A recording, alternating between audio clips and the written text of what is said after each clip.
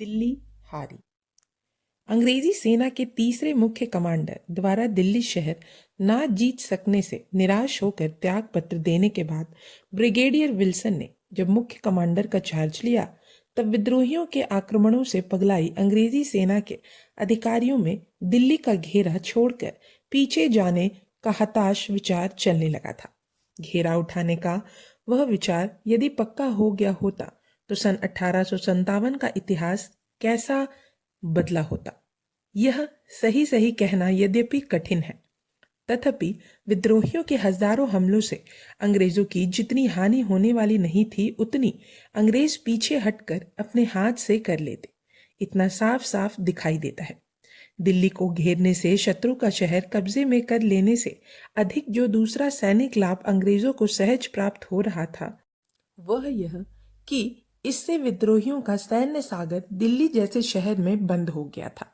ऐसा ना होता तो वह सारे खुले प्रदेश में फैल गया होता और वह छोटी छोटी टोलियों में चारों ओर से जूझते रहते, तो ऐसे इस छापामार युद्ध से विद्रोहियों को अंग्रेजों पर चारों ओर से कड़े हमले करना और उनकी मुट्ठी भर सेना की मारपीट करना सुलभ हो गया होता।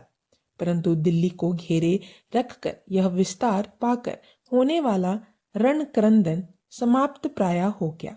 अंग्रेजों का असहनीय कष्ट ना देकर सारे विद्रोही एक शहर में जमा होकर स्वतः ही नियंत्रण में आ गए थे। ऐसी स्थिति में दिल्ली का घेरा उठा देने का अर्थ था इस सेना सागर को सारे प्रदेश पर धींगा मुश्ती करने को अपने हाथों बांध फोड़कर खुला छोड़ देना। दिल्ली जीत लेने के बाद भी वे सिपाही इधर उधर फैलने वाले थे ही, परंतु असफलता से उनका उत्साह भंग करके दिल्ली से भगा देना और हमने अंग्रेजों को घेरा उठाने को बाध्य किया। ऐसी जीत से प्रसुफुरित होकर अपने ऊपर चढ़ा लेने में बहुत भारी अंतर था। अंग्रेज कमांडरों के ध्यान में यह अंतर होते हुए भी हताशा और विद्रोहियों द्वारा की हुई नाकेबंदी से जब दिल्ली का घेरा उठाकर वह अंग्रेजी साम्राज्य का सारा भविष्य उसके व्यवहार पर टिका हुआ था, ऐसे समय में दिल्ली के अंग्रेजी शिविर में बेयर्ड स्मिथ जैसा साहसी अधिकारी भी था।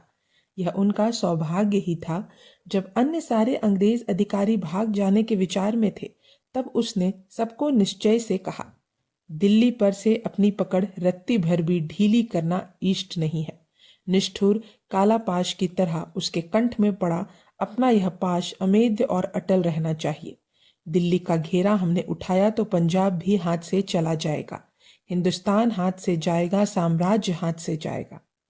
बेयर्ड स्मिथ के इस करारे उपदेश से उत्साहित होकर दिल्ली जीतने के पहले लौटना नहीं, ऐसा दृढ़ निश्चय अब अंग्रेजी कमांडर ब्रिगेडियर विल्सन कर रहा था। तब भी विद्रोहियों ने अंग्रेजों के दाएं या बाएं बाजू पर हमला करके जितनों को मार सके उतने लोगों को मार लेते। जैसे ही अंग्रेज उनको मारने के लिए उठते, विद्रोही इतनी तेजी से पीछे हटते कि उनका पीछा करने की अपरिहार्य इच्छा अंग्रेजों के मन में उठती और इस तरह अंग्रेजी सेना को परकोटे के पास लाते ही तोपों की भयंकर मार शुरू हो जाती। इस नई युक्ति से विद्रोहियों ने अंग्रेजों को इतनी बार अचूक ढंग से फंसाया और उनकी इतनी हानि की कि कुछ भी हो जाए तो भी सिपाहियों का पीछा ना किया जाए, ऐसा विशेष आदेश अंग्रेज कमांडर को देना पड़ा। विद्रोहियों की इस नई युक्ति से अंग्रेजी सेना जैसे जैसे समाप्त होने लगी, वैसे वैसे उनका कमांडर पंजाब से आने वाली नई सिज ट्रेन की ओर चातक की तरह आंख गड़ाए देखने लगा। दिल्ली के दक्षिण में अंग्रेजी सेना की क्या स्थिति है, कलकत्ता से निकली अंग्रेज सेना कहाँ तक आ गई, लखनऊ, कानपुर, बनारस आदि शहरों का क्या हाल है, आदि समाचार उत्तर भारत के आवाजाही के सारे रास्ते, तार, रेल, डाक नष्ट कर देना दिल्ली में कैद अंग्रेजी सेना को ज्ञात नहीं थे। सर हो व्हीलर का सिर कानपुर में उसके धड़ से अलग हुए 1 माह बीत जाने पर दिल्ली के कैंप में अंग्रेजों को विश्वसनीय समाचार मिला कि सर हो व्हीलर गोरी सेना के साथ उनकी सहायता को दौड़ता आ रहा है। कलकत्ता की ओर से आने वाली सहायता की निराशा हो जाने से दिल्ली के अंग्रेजों का सारा बोझ पंजाब पर पड़ रहा था और आज तक गोरी और काली सेना की नई नई कुमुक भेजकर जॉन लॉरेंस ने यह बोझ यथासंभव संभाला भी था।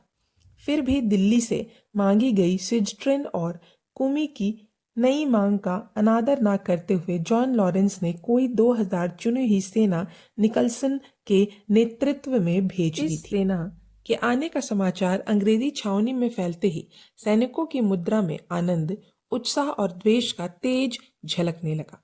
उस तेज में 2000 सैनिक आने का हिस्सा उतना नहीं था। उस निकलसन के आने से वह तेज विशेष झलकने लगा था।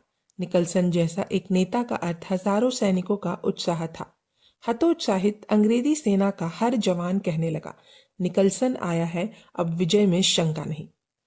सूर्योग्य कर्णधार मिल जाने से अंग्रेजी सेना के लिए विजय जितनी आशंक रहित होती गई, उतनी ही दिल्ली के लिए पराजय सुनिश्चित होती गई, क्योंकि उनकी मुख्य कमी सुयोग्य कर्णधार की ही थी। विद्रोहियों ने जिसे नव सिंहासन पर बैठाया था, वह बादशाह शांति काल में दयाशीलता में कितना ही चरित्रवान हो, परंतु युद्ध काल में अत्यावश्यक रणपटुता और नेतृत्व में असमर्थ और पूरी तरह अनभ्यस्त था। रणपटु सेना को भी लज्जित किया था। अंग्रेजों की अधीनता में ही जिनके सशस्त्राभ्यास और अनुशासन की शिक्षा पूरी हुई थी, जिन्होंने तलवार से ही अंग्रेजों के लिए अफगानिस्तान तक साम्राज्य की सीमा बढ़ाई थी, ऐसे कोई 50,000 सिपाही उस दिल्ली की चारदीवारी के अंदर से उन अभिमानी अंग्रेजों को एक जगह बांधकर आज तक चिढ़ा रहे थे। परंतु उन 50,000 सिरों को एकत्रित करने वाला एक सिर भी दिल्ली में होना चाहिए था। इन इतने भिन्न भिन्न मणियों की स्वतंत्रता की उत्सुकता एक धागे में पिरोई गई थी, परंतु अंतिम सूत्र मणि का बंधन न मिलने से यह बंध रहित माला एक झटके में आब तक छितर गई। यही एक आश्चर्य था। स्वतंत्रता की हवा से ये रेत कण एक बादल में मिल गए थे, पर हवा से उत्पन्न बादल जैसे ही बिखराव उनमें बना हुआ था। ऐसी स्थिति में उन्हें एक कर्णधार चाहिए था। उन्होंने जिसे मुखिया माना था, वह वृद्ध बादशाह भी किसी एक कर्णधार के लिए उन हजारों सिपाहियों जितना ही उतावला था। उसने बख्तर खान को सारे अधिकार देकर देखे, फिर उसने 3 जनरल नियुक्त कर उनके हाथों में नेतृत्व देकर देखा, फिर दिल्ली के 3 नागरिक और सिपाहियों के 3 प्रतिनिधि, ऐसे 6 लोगों को प्रतिनिधि मंडल सारी कार्यवाही संगठित रीति और एक मत से करे, यह निश्चित किया। पर वह प्रतिनिधि मंडल भी जब निष्फल हो गया, तब उस उदार और देशाभिमान बादशाह ने अपने कारण यदि राज्य क्रांति का नाश हो रहा हो और अपने कारण कर्ता लोग अंग्रेजों की ओर जा रहे हों, तो अपना शासन भी छोड़ देने को मैं तैयार हूँ, इसकी घोषणा की। हिंदुस्तान अंग्रेजों के अधीन रहने की अपेक्षा हिंदुस्तान में विदेशियों का भ्रमण चालू रहने की अपेक्षा तथा हिंदुस्तान किसी तरह की राजनीतिक गुलामी में सड़ते रहने की अपेक्षा स्वदेश को स्वतंत्रता प्राप्त करा देने वाला कोई भी स्वदेशी अधिपति आगे आए तो मुझे 100 गुना अधिक आनंद होगा। ऐसा उस वृद्ध मुगल ने सबको सूचित किया और अपने हस्ताक्षरों से जयपुर, अलवर, जोधपुर, बीकानेर आदि प्रमुख राज्यों के पत्र लिखे कि अंग्रेजों की बेड़ियों के टुकड़े देखना और किसी भी तरह हिंदुस्तान स्वतंत्र हो, यह मेरी तीव्र इच्छा है। परंतु इस आपात स्थिति में जो सारे देश को नेतृत्व देने में समर्थ हो, राष्ट्र शक्ति को जो संगठित कर सके और जिसमें सारा राष्ट्र एक मत हो सके, ऐसा कोई एक धुरंधर कर्णधार सामने आए बिना यह राज्य क्रांति सफल होने वाली नहीं है। हिंदुस्तान को अंग्रेजों की गुलामी से स्वतंत्र कर उस पर मेरा ही अधिराज्य स्थापित हो, यह मेरी व्यक्तिगत विषयक महत्वाकांक्षा शेष नहीं है। स्वदेश की स्वतंत्रता के कार्य में तलवार से सज्जित होकर अंग्रेजों को सीमा पार करने के लिए आप सब राजा तैयार हों, तो हिंदुस्तान के राजमंडल द्वारा स्थापित किसी भी राजमंडल का अधिपत्य स्वीकार कर अपने साम्राज्य अधिपति के अधिकार में स्वयं उसके हाथ में देने को खुशी से तैयार हूँ। यह पत्र मुसलमान धर्म का समर्थक दिल्ली का बादशाह हिंदुस्तान के हिंदू धर्मीय राजाओं को भेज रहा है।